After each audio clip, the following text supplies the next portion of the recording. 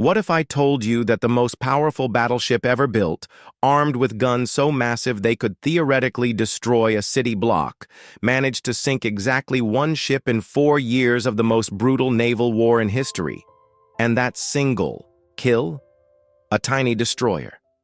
This is the story of how Japan built a floating fortress that became their most expensive mistake, and how the mathematics of warfare can make even the mightiest weapons completely useless. But before we dive into this incredible tale of engineering brilliance and strategic disaster, make sure to hit that like button and subscribe for more fascinating stories from history's greatest conflicts. Picture this. It's 1940, and Japan is preparing for what they know will be the fight of their lives against the American Navy. Their solution? Build the most terrifying battleship the world has ever seen. The Yamato wasn't just big. It was a floating mountain of steel and firepower that redefined what naval warfare could look like.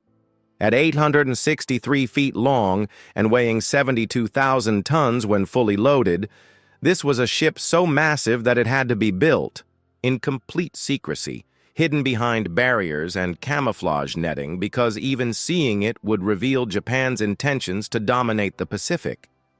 But the real monsters aboard the Yamato weren't the ship itself. They were the guns. 9 18.1-inch behemoths that were quite literally the largest naval guns ever mounted on a warship. To put this in perspective, each of these guns was over 4.5 feet wide at the barrel. The shells they fired weighed 3,200 pounds.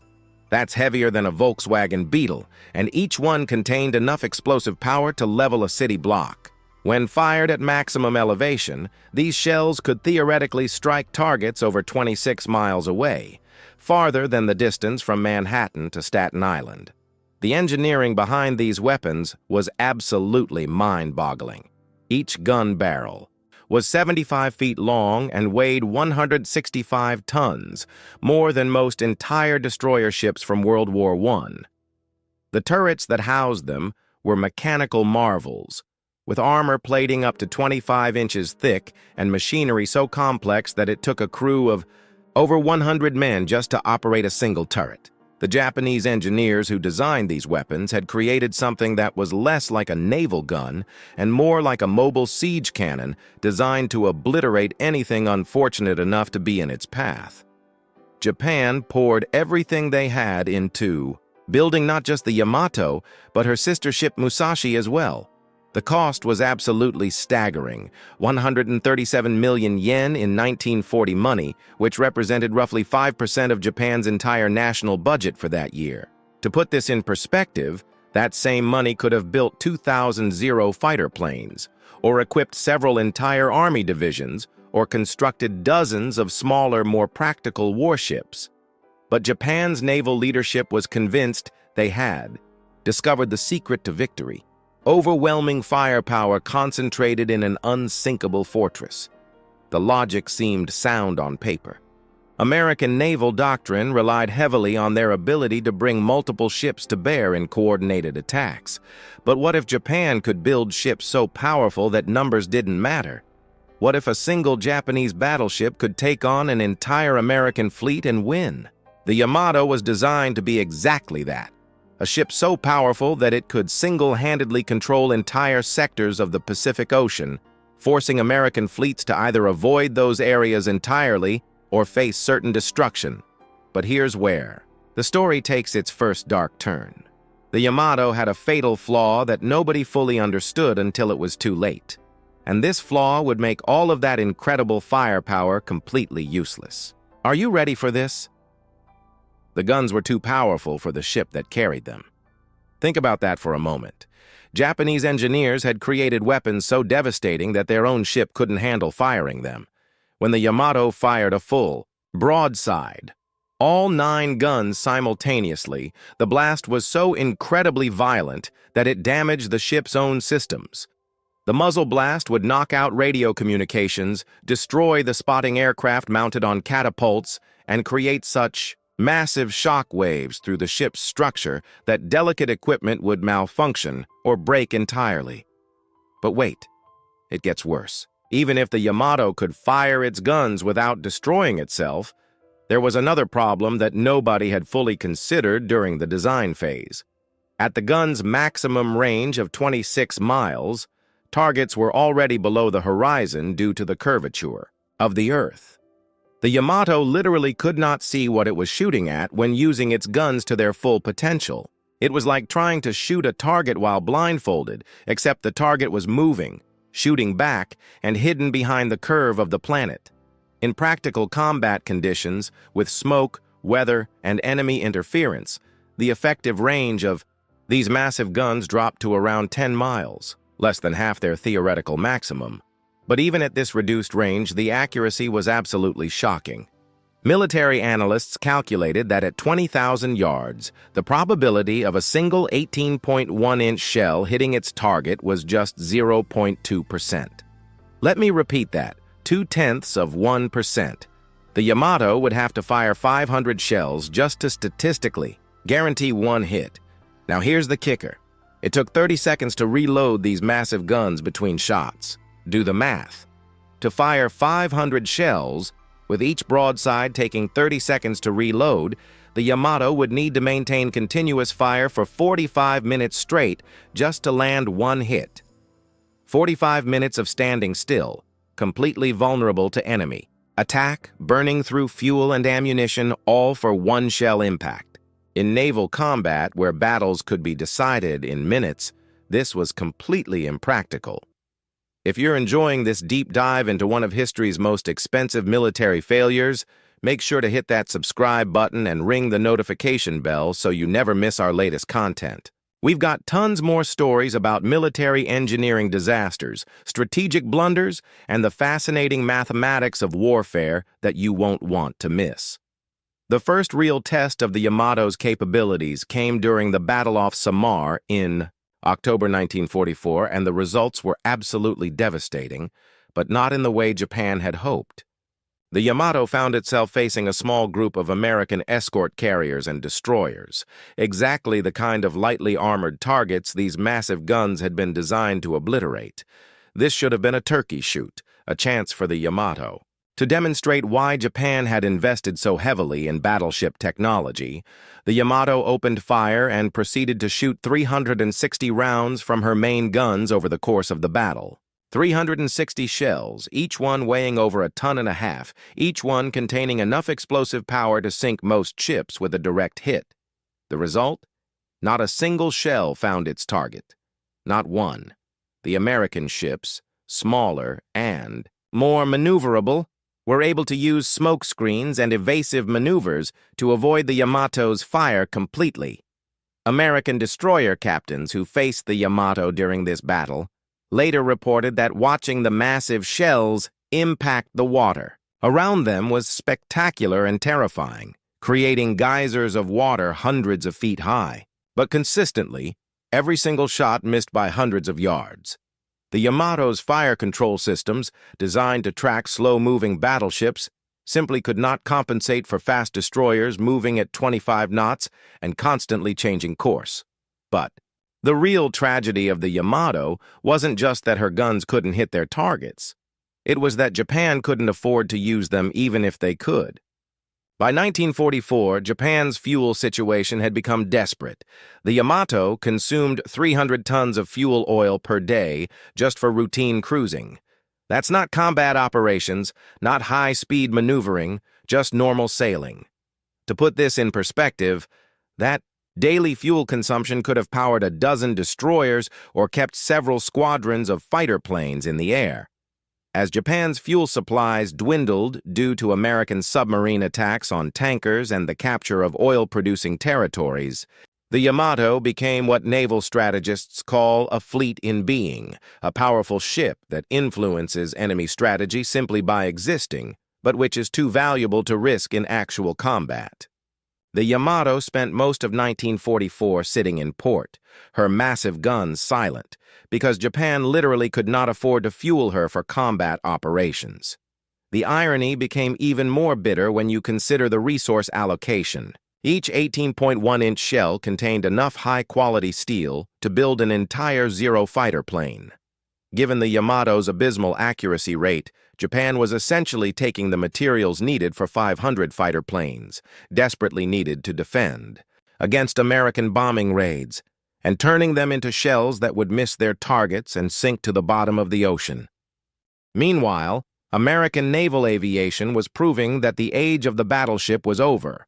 Aircraft carriers could strike targets hundreds of miles away with incredible precision.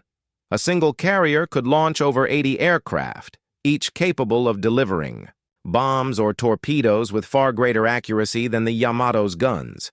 And here's the kicker. An entire aircraft carrier, complete with its air group, cost less to build than just the Yamato's main battery of 9 guns. Recognizing this threat, Japan attempted to retrofit the Yamato with anti-aircraft defenses. They added 162 additional anti-aircraft guns of various calibers, turning the ship into what looked like a floating porcupine of defensive weapons. But it was too little, too late. The mathematics of air defense are brutally unforgiving. To successfully defend against a coordinated air attack, you need to shoot down a very high percentage of incoming aircraft. Missing even 10% of attackers can mean the difference between survival and sinking.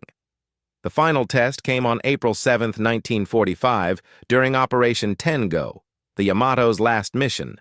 This wasn't even intended to be a normal naval battle.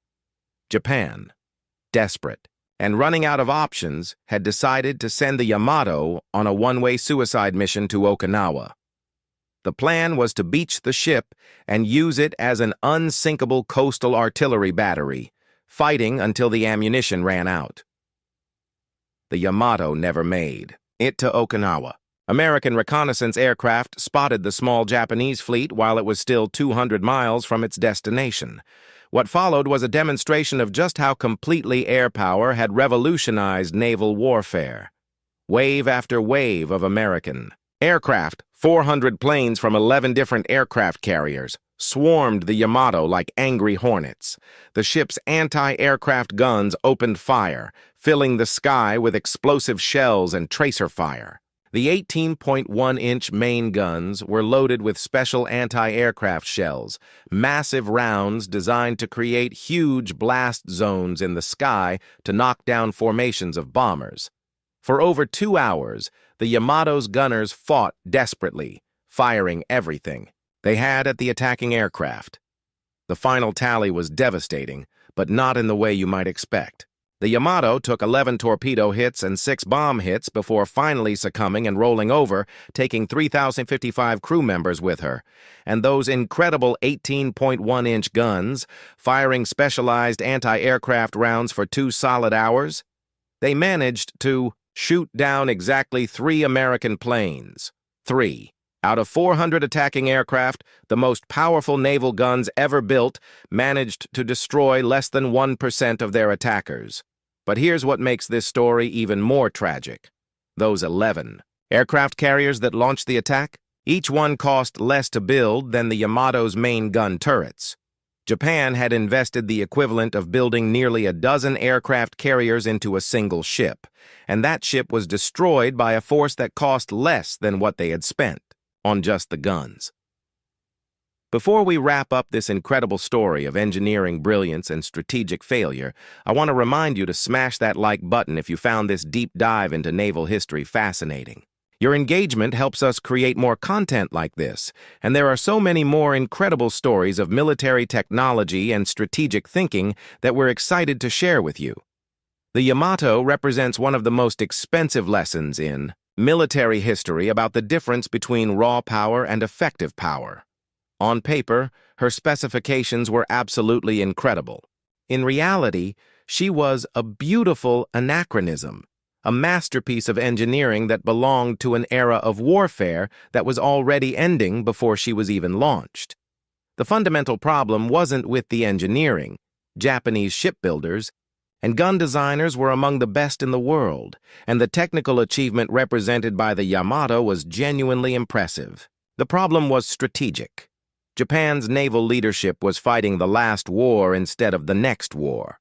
They were thinking in terms of ship-to-ship gunnery duels when the future belonged to aircraft carriers, submarines, and integrated air-sea operations.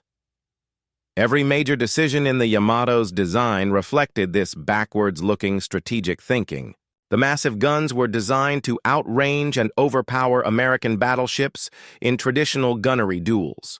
The thick armor was intended to withstand shells from similar battleships. The entire ship was optimized for a style of naval combat that was already becoming obsolete by the time she was launched. Meanwhile, American naval doctrine had evolved to emphasize flexibility, numbers, and integrated operations.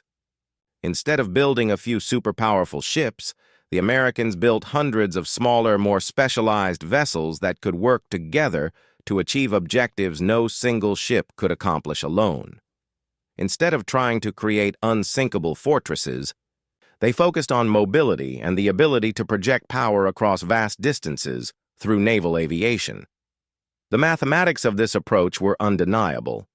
The Yamato's 9 18.1-inch guns, firing once every 30 seconds, could theoretically deliver 18 shells per minute. A single American aircraft carrier could launch 80 aircraft in the same time period, each carrying bombs or torpedoes. Even accounting for the smaller warheads carried by aircraft, the carrier could deliver far more explosive power to targets with much greater accuracy than the Yamato's guns. More importantly, the carrier could do this from hundreds of miles away, while remaining relatively safe from retaliation. The Yamato, for all her armor and firepower, had to close to within 10 miles of her targets to be effective, putting her well within range of enemy guns, torpedoes, and aircraft. In naval warfare, the side that can strike first from the greatest distance almost always wins. The Yamato's story is ultimately about the danger of falling in love with your own technology.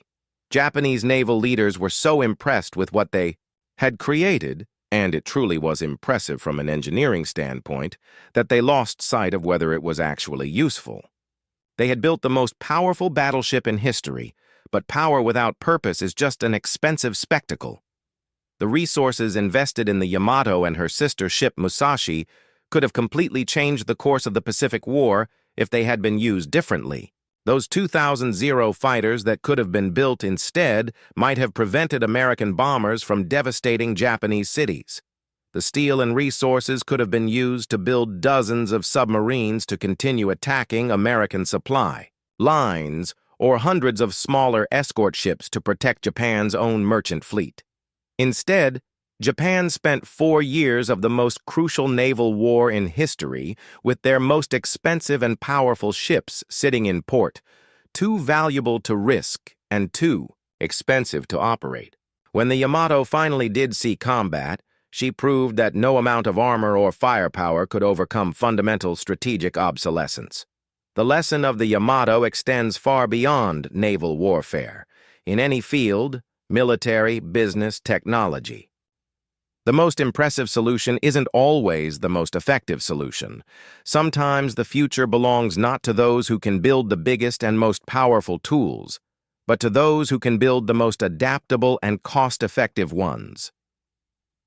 As we wrap up this incredible story, I want to thank you for joining me on this deep dive into one of history's most fascinating military failures. If you enjoyed this content, please hit that subscribe button and ring the notification bell. We've got so many more incredible stories from military history, engineering disasters, and strategic thinking that I know you'll find absolutely fascinating. Leave a comment below and let me know what other historical military technologies you'd like us to explore in future videos. The Yamato's 18.1-inch guns were indeed engineering marvels, representing the absolute pinnacle of naval gunnery technology. But as her final battle proved, they were also monuments to a way of thinking about warfare that had already been surpassed by new technologies and new strategies. In the end, the most powerful battleship ever built became history's most expensive. Lesson about the difference between being impressive and being effective. And sometimes the most spectacular failure can teach us more than any victory ever could.